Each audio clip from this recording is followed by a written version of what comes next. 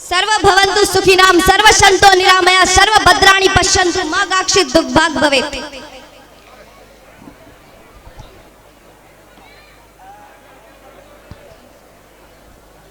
माताएं कृपया करके अपना स्थान ग्रहण कर लीजिए। उपस्थित सभी माताओं, भाइयों, वडीलों और महानुभावों, आप सभी पवित्र आत्माएं, आप सब पर परम पिता परमेश्वर की कृपा बनी रहे। देखिए, कृपा करके शांति का दान दीजिए। 10 मिनट ही तो मिले, तब 10 मिनट में थोड़ा बहुत शांति का दान दो और सुनो। मनुष्य जाति के लिए 2 मार्ग होते हैं, उत्थान और पतन। उत्थान के लिए सत्य विद्या और पतन के लिए अविद्या। और जो समाज सत्य विद्या से युक्त है उसका उत्थान कोई नहीं रोक सकता, और जो समाज अविद्या से युक्त है उसको कोई पतन नहीं रोक सकता। ये निश्चित है, ये सृष्टि का सिद्धांत है। इसमें आपकी कोई भी पावर या फिर कोई भी चालाकी नहीं चलेगी। और स्वयं शास्त्र ने भी इस मत का विधान दिया है कि विद्या ददाति विनयः विनयाति याति पात्रताम पात्रताम धनम आपनोति धनात् धर्मम ततः सुख। कि विद्या से विनय आता है, विनय से पात्रता, पात्रता से धन, और उस धन को हमें धर्म के मार्ग पर दे करके, जो हम धर्म के मार्ग पर देंगे तो उससे हमें सुख प्राप्त होगा। क्या प्राप्त होगा? क्या प्राप्त होगा? सुख प्राप्त होगा। देखिए, एक समय था जब हमारा चारण समाज अंधविश्वास, पाखंड, कुरीतियों, व्यसन, व्यभिचार और अवैधिक समाज की नीति मताओं से हम दीनहीन हो चुके थे। तब सौरठ की भूमि पर मढ़ड़ा में एक ब्रह्म पुंज का उदय हुआ, चारणों के सूर्य में तेज भरने के लिए। देखिए, स्वयं योगीराज श्री कृष्ण जी भी गीता में कहते हैं कि यदा यदा ही धर्मस्य ग्लानिर्भवति भारतस्य अभ्युत्थानं तदात्मानस्य परित्राणाय साधूनां विनाशाय च दुष्टकृताम्। कि ईश्वर स्वयं तो जन्म नहीं लेता, लेकिन ईश्वर स्वयं अवतार नहीं लेता, लेकिन किसी दिव्य आत्मा के अंदर अपने दिव्य गुणों को अवतरित करता है, जैसे कि भगवती सोनल मां में हुए, ताकि इस अस्त होते हुए चारणों को फिर से देव तत्व बना सके। देखिए, देवी तत्व से युक्त आई मां सोनल स्वयं सूर्य की भांति तपती रही। क्यों? ताकि इस चारण समाज को प्रकाश दे सके। आज हम जिस भी स्तर पे हैं, हमारी जो भी वैल्यू है, जो भी सम्मान है, जो भी इज्जत है, आप लोगों का केवल आई मां सोनल के प्रकाश की वजह से ही है। लेकिन फिर भी अधिकांश लोग जो है आई मां सोनल के प्रकाश से वंचित है। क्यों? क्योंकि आई मां सोनल के आदेशों का अधिकांश लोगों ने अमलीकरण नहीं किया, पालन नहीं किया। इसी वजह से आज युवा गलत जगह पर चौराहों पर टाइम पास करते हैं। पितृभोज जैसी पतित व्यवस्था आज भी हमारे समाज को दिमाग की तरह खोखला कर रही है। तो मेरा आप सभी से बस इतना ही निवेदन है कि आई मां सोनल के प्रकाश में आइए और अपने बच्चों, घर और परिवार को साथ नई ऊंचाई व चरित्रता को प्राप्त कराइए। अन्यथा याद रखना, आई मां सोनल ने गवार गांव में संबोधित करते समय कहा था कि चारण की गरिमा और चारण का अस्तित्व उसके तप और चरित्र से बन जाता है। देखिए, समाज के अंदर ब्राह्मण नहीं होगा तो नहीं चलेगा। क्यों? क्योंकि उसकी जरूरत है, उसकी भी जरूरत है। समाज में क्षत्रिय नहीं होगा तो भी नहीं चलेगा, उसकी भी जरूरत है। वैश्य नहीं होगा तो भी नहीं चलेगा। क्यों? क्योंकि उसकी भी जरूरत है। भाई, अरे समाज के अंदर यदि कोई शूद्र भी नहीं होगा ना, तो भी किसी को नहीं चलेगा। मतलब शूद्र की भी जरूरत है। शूद्र भी एक समाज को गति देने वाला पहिया है, वो भी नहीं होगा तो नहीं चलेगा। लेकिन याद रखना, चारण समाज के अंदर, चारण समाज में यदि चारण नहीं होगा ना, तो किसी को कुछ फर्क नहीं पड़ेगा। क्यों? क्योंकि चारण एक चरित्र से बनता है, एक तप से बनता है, और यदि चरित्र रहेगा तो सम्मान्य रहोगे, अन्यथा निचली श्रेणियों में भी गिर कर रह जाओगे।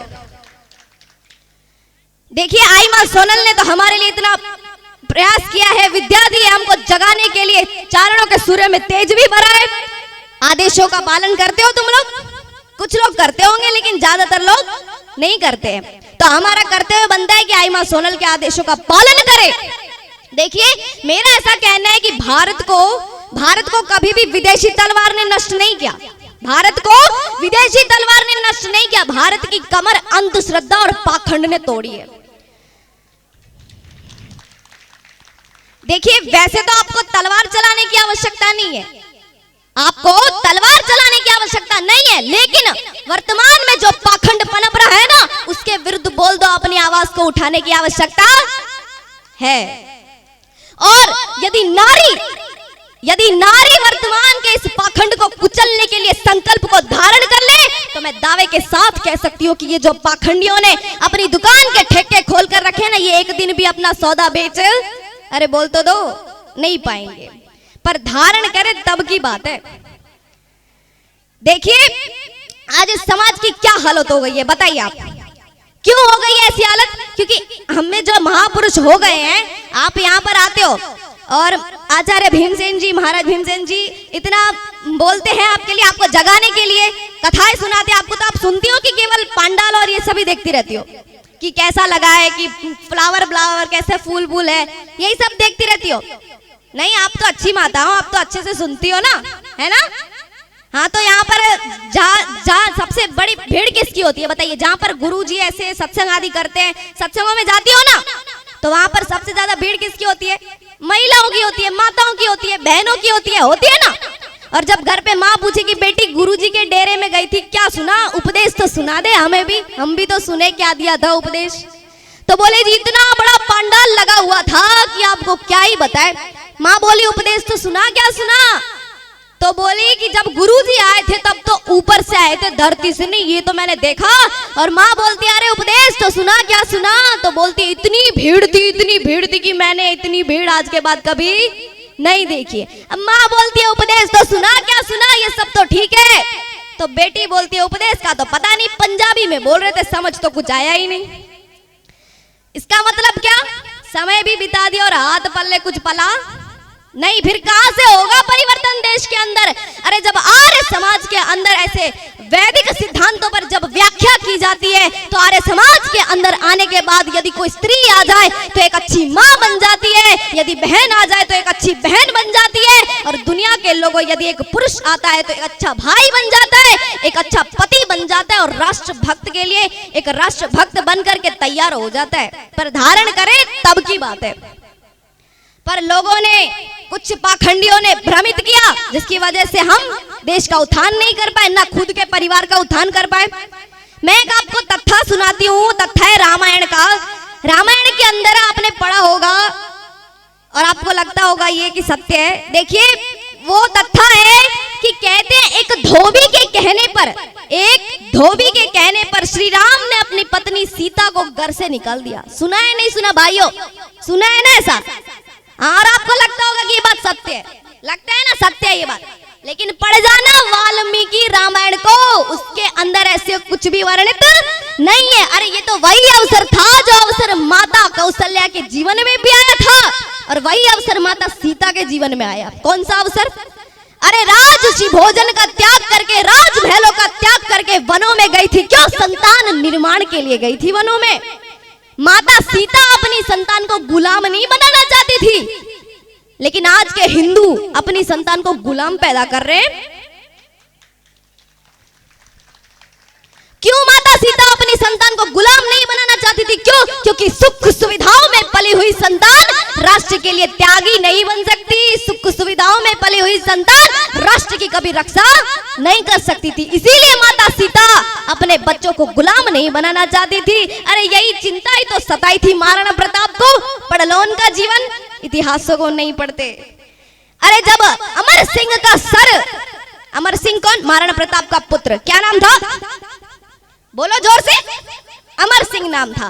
तो जब अमर सिंह झोपड़ी के अंदर घुस रहा था, तब अमर सिंह का सर झोपड़ी के दरवाजे से टकरा गया, और टक्कर लगी तो अमर सिंह झुंझला गया और उसने अपनी तलवार निकाल करके दरवाजे को ही काट डाला। जब ये दृश्य उसके पिता महाराणा प्रताप ने देखा तो विचलित हो गए राणा। ओहो, सेनापति ने पूछा महाराज क्या हुआ, इतनी विचलित क्यों नजर आ रहे हो? तो राणा उत्तर देते हैं कि सेनापति, आने वाला समय सही दिखाई नहीं दे रहा है। बोले ऐसा क्या हो गया जो आने वाला समय अच्छा नहीं दिखाई दे रहा? महाराणा प्रताप कहते हैं कि मेरे बेटे अमर सिंह का सर चौपड़ी से टकरा गया और टक्कर लगने की वजह से उसने दरवाजे को काट दिया। बोले जो इतने से कष्ट को सहन नहीं कर सकता, भला वो राष्ट्र के लिए त्यागी बन सकता है? नहीं बन सकता ना। कहीं यही स्थिति हमारी तो नहीं है ना बहनों?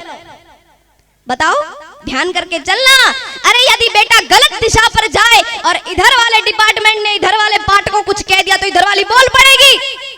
बेटा रोते हुए आएगा, माँ उसने मारा है मेरे को, तो माँ उंगली पकड़ के लेके जाएगी, कैसे मारा रे तूने मेरे बेटे को, मेरा एक ही बेटा है और मैंने इसे पीटने के लिए पैदा, अरे बोल तो दो, नहीं किया है, कहती हो नहीं कहती हो ऐसा, फला नाम की स्त्री ने तुम्हारे बारे में बुरा भला कह दिया और जाएगी वहां पर दौड़ती हुई गुस्से से कि उसकी हिम्मत कैसी हुई मेरे बारे में ऐसा बोलने की।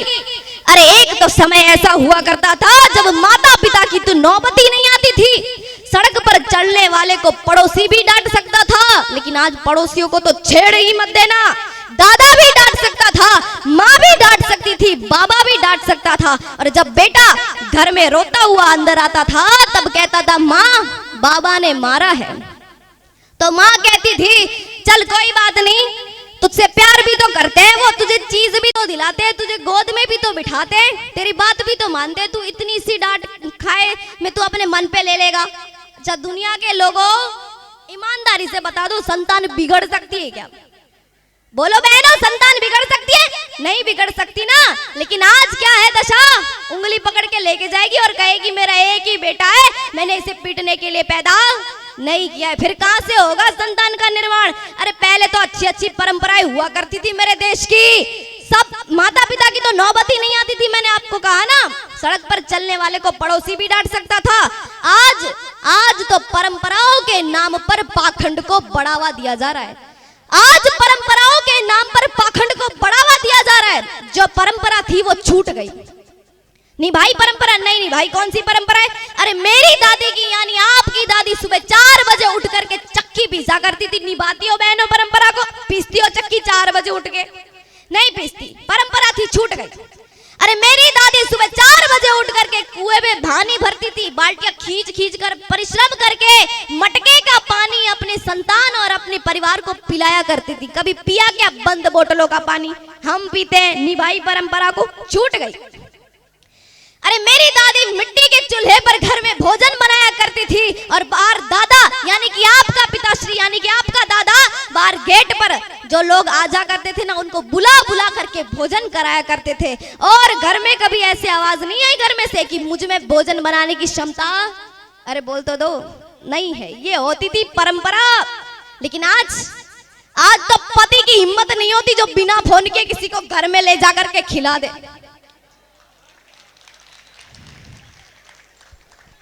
क्यों तुम्हारे घर में भी ऐसा ही होता है? हंस रहे हो तुम लोग? क्यों घर में से पत्नी आग बबूला हो जाएगी, बोलती है बता तो देना था, फोन करके बना देते पकवान अच्छे अच्छे, बता तो देना था, बता तो देना था। ऐसा होता है नहीं होता भाइयों? ऐसा होता है ना घर में?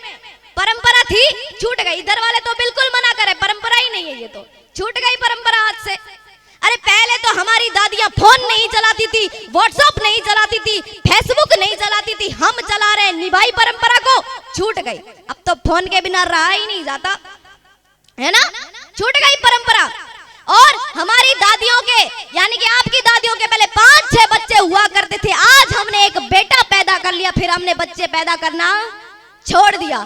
तो जो परंपराएं थी उसको भूल गए और जो पाखंड पनपता रहा उसको हम ग्रहण करते आए। तो ऐसे ही परंपरा के नाम पर पाखंड को बढ़ावा दिया जा रहा है। मैं निवेदन कर दूं, यदि वास्तव में परंपरा को निभाना चाहते हो ना, तो उस परंपरा को लागू करो जो पहले हमारे घरों में हुआ करती थी, उस परंपरा को निभाओ जो पहले हमारे घर में हुआ करती थी। लेकिन आज क्या है, एक तरफ तो दारू का ठेका खोलकर रखते हैं और दूसरी तरफ नशा मुक्ति केंद्र भी चलाए जाते हैं।